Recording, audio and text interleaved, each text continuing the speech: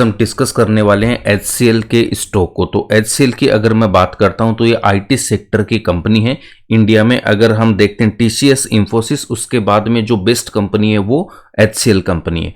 तो HCL एक IT sector की कंपनी है, हम इसको अच्छी तरह से जानते हैं। अब यहाँ पे आप देख सकते हो इसके अगर मैं क्वार्टरली रिजल्ट की बात कर रहा हूं तो जून 25 में जो इनकी सेल्स है वो ऑलमोस्ट कितनी 30,000 करोड़, और इसको जब मैं कंपेयर करूंगा जून 24 से जो थी 28,000 करोड़, तो इसके कंपैरिजन में सेल्स में यहाँ पे इंप्रूवमेंट है। और अगर मैं ऑपरेटिंग प्रॉफिट देख रहा हूं वो भी यहाँ पे इंक्रीज होके आया है। तो इस क्वार्टर का जो रिजल्ट है उसमें सेल्स में भी इंप्रूवमेंट है एंड यहाँ पे ऑपरेटिंग प्रॉफिट भी मेरा लास्ट ईयर के सेम क्वार्टर से ज्यादा आया है। ठीक है, ओके। इसके बाद हम आगे चलते हैं प्रॉफिट एंड लॉस में।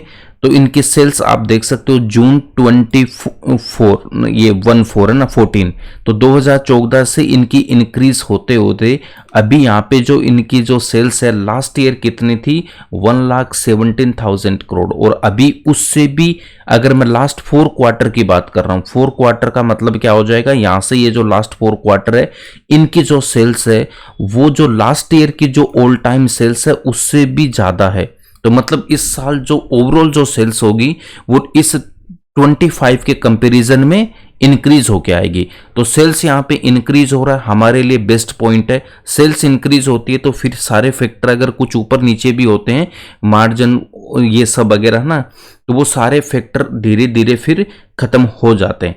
तो यहाँ पे सेल्स अच्छे खासे इंप्रूव हो रही है, कोई प्रॉब्लम नहीं है।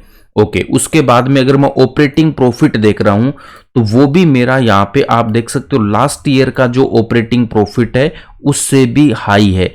तो मतलब सेल्स मेरी ऑल टाइम हाई है, ऑपरेटिंग प्रॉफिट भी यहाँ पे ऑल टाइम हाई है। उसके बाद देखो यहाँ पे इस समय बैलेंस शीट में ये यहाँ पे क्या करते हैं, या तो देखो ऑपरेटिंग मार्जिन में आपको डिफरेंट मिलेगा, है ना, डिफरेंस मिलेगा। फिर अदर इनकम ये सब करके अगर मैं प्रॉफिट बिफोर टैक्स भी देख रहा हूं तो भी मेरा लास्ट ईयर का जो प्रॉफिट है वो ऑल टाइम हाई था और उसके ऑलमोस्ट सेम है, कोई ज्यादा डिफरेंस नहीं है। जब ये पूरा क्वार्टर एंड होगा पूरी साल तो यहाँ पे इंक्रीज होके आना है।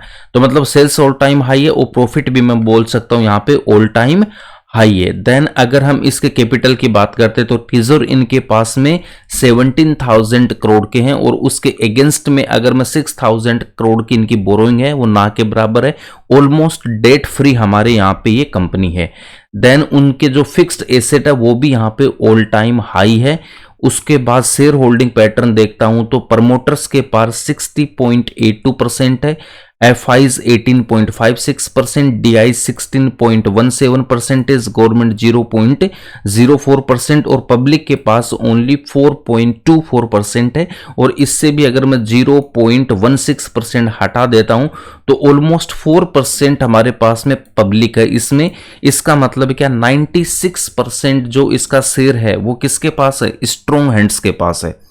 तो 96% किसके पास है, स्ट्रॉन्ग हैंड्स के पास है। ओके, तो जब 96% यहाँ पे स्ट्रॉन्ग हैंड्स के पास है तो हम यहाँ पे क्या बोल सकते हैं, इनका स्ट्रॉन्ग शेयर होल्डिंग पैटर्न है, करेक्ट। और कंपनी का जो रेवेन्यू है, सेल्स है वो ऑल टाइम हाई है, प्रॉफिट भी ऑल टाइम हाई है, ऑलमोस्ट डेट फ्री कंपनी है। और इसका प्लस पॉइंट आपको दिखाता हूं, ये डिविडेंड अच्छा खासा देती है, 3.66% इसकी डिविडेंड यील्ड है। और डिविडेंड की अगर हिस्ट्री देखनी है तो इस NSE पे आना और क्लिक करने के बाद में हम यहाँ पे जो कॉर्पोरेट एक्शन है उस पर जब मैं क्लिक करूंगा तो मुझे यहाँ पे पूरा ये डिविडेंड की हिस्ट्री दिखा देगा कि कब कब कितना क्या क्या डिविडेंड इन्होंने दिया है। तो आप इस यहाँ पे देख सकते हो 25 में अब तक कितना डिविडेंड इन्होंने दे दिया है। 25 की अगर मैं बात करता हूं तो 12 रुपीज यहाँ पे, 18 यहाँ पे, 30, फिर अगेन 12, मतलब 42 रुपीज। तो 42 रुपीज ये डिविडेंड ऑलरेडी दे चुका है।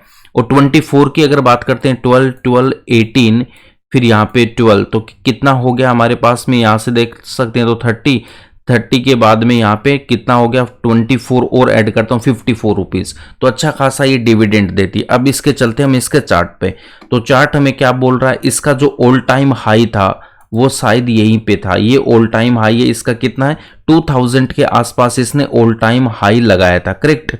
ठीक है, तो 2000 इसका हमारे पास यहाँ पे ऑल टाइम हाई है। अगर मैं ऑल टाइम हाई की यहाँ पे बात करता हूं, ये इसका ऑल टाइम हाई था स्टॉक का, और आज अगर ये स्टॉक कहां पे ट्रेड कर रहा है, आज ये स्टॉक यहाँ पे ट्रेड कर रहा है।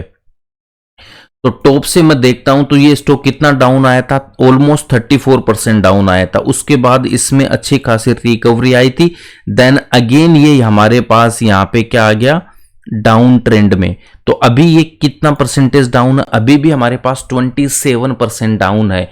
और अगर ये स्टॉक वापस यहां से चलना स्टार्ट करता है और हमारा ये टारगेट अगर ऑल टाइम हाई तक की अगर हम लेते हैं तो ये कितना आ रहा है हमारा, 38% आ रहा है ऑलमोस्ट। अगर मैं 38% की अगर बात करता हूं, अभी स्टॉक ट्रेड कर रहा है 1464 पे ना, अभी ट्रेड कर रहा है ये 1466 पे ना। तो अब यहां से अगर ये नीचे भी आएगा तो भी हमें, हमारे लिए भी ये बाइंग अपॉर्चुनिटी है यहां से ना। तो 38%, अब इसमें टाइम कितना लगेगा, हमें एटलीस्ट 1 साल यहां देना पड़ेगा। 1 ईयर के अंदर हमारा ये टारगेट अचीव हो जाएगा। फिर भी अगर 2 साल भी लगता है, इन केस 2 ईयर्स भी अगर लगते हैं इस हमारे टारगेट को अचीव होने में, तो भी 18% का बहुत अच्छा गेन होता है CAGR के हिसाब से, करेक्ट। तो यहां पे आपको क्या करना है, देखो अगर आपने यहां पे हो सकता है यहां से वापस ये रिवर्स हो जाए, और यहां हो सकता है क्या होगा, यहां पे ये ऑलरेडी पहले आया था, थोड़ा सा डाउन और आए और उसके बाद ये स्टॉक चलना स्टार्ट करेगा। बट इसको घूम फिर के जाना इसको ऊपर, ये तो ये हमारे लिए पूरा का पूरा यहां पे बाइंग जोन है, अच्छी खासी अपॉर्चुनिटी है। पोजीशन अगर बना रखी है तो इसको होल्ड आपको करना है, अगर नहीं बनाई है तो इस स्टॉक को आपको अपने पोर्टफोलियो में ऐड कर सकते हो। बट उससे पहले आपको अपनी रिसर्च करनी है, उसके बाद ही आपको कोई पोजीशन यहां पे बनानी है। अगर आपने इस स्टॉक को कहीं ऊपर ले रखा, कहीं पे भी इस रेंज में कहीं पे भी आपने इस स्टॉक को लिया है, अगर आपने जहां से बाई किया है, अगर वहां से ये 10, 15, 20% अगर डाउन है, मिनिमम अगर 10% डाउन है, तो आपको क्या करना है, एक अलग अकाउंट में यहां पे नई पोजीशन आपको बनानी है। उस सेम अकाउंट में ट्रेड नहीं करना, सेम अकाउंट में करोगे तो एवरेज हो जाएगा, कोई दिक्कत नहीं है। बट ज्यादा बेटर है कि हम एक अलग अकाउंट में ट्रेड करेंगे और उसका जो प्रॉफिट बनेगा उसको हम अलग तरीके से ट्रेड करते हैं। ये मैं बहुत वीडियो में बता चुका हूं ना। तो इस कंपनी में क्या करना है, पोजीशन बना रखी है तो होल्ड करो। अच्छी IT सेक्टर की कंपनी है, कोई प्रॉब्लम नहीं है। स्टॉक मार्केट ऐसे ही काम करता है, ऑल टाइम हाई जाता है, फिर एक बाइंग अपॉर्चुनिटी आती है, फिर वो वापस जाता है। अगर स्टॉक नीचे ही ना आए तो हम क्या इसको ले पाएंगे क्या, बिल्कुल नहीं। अगर मैं यहाँ पे देखता हूं, अगर ये स्टॉक ऑल टाइम हाई लगाता रहेगा तो हमारे लिए बाइंग अपॉर्चुनिटी कहाँ पे आएगी बताओ, बिल्कुल नहीं। तो हमारे लिए तो अच्छी बात है कि कोई अच्छी कंपनी अगर हमें कम प्राइस पे मिल रही है तो हमारे लिए अच्छी बात है। आप क्लियरली देख सकते हो, इसका चार्ट देख सकते हो, ऑल टाइम हाई आया, डाउन आया, फिर गया, फिर नीचे आया अच्छा खासा, फिर ये आया ऊपर। तो ऐसे चलता है, ऑल टाइम हाई आएगा, फिर अपॉर्चुनिटी देगा, फिर जाएगा, फिर नीचे आएगा और फिर गया, फिर अभी नीचे आया, फिर ऊपर इसको जाना है। तो ऐसे ही इसका बिहेवियर है, ऐसे स्टॉक मार्केट काम करता है। तो अगर 38% हमारे लिए अगर 2 ईयर्स में भी आ रहे हैं तो भी कोई बेकार हमारा यहाँ पे प्रॉफिट नहीं है, शानदार प्रॉफिट है, करेक्ट। और वीडियो बनाते बनाते स्टॉक थोड़ा रिकवर भी हो रहा है, बट यहां से डाउन भी आ रहा था, कोई दिक्कत नहीं है।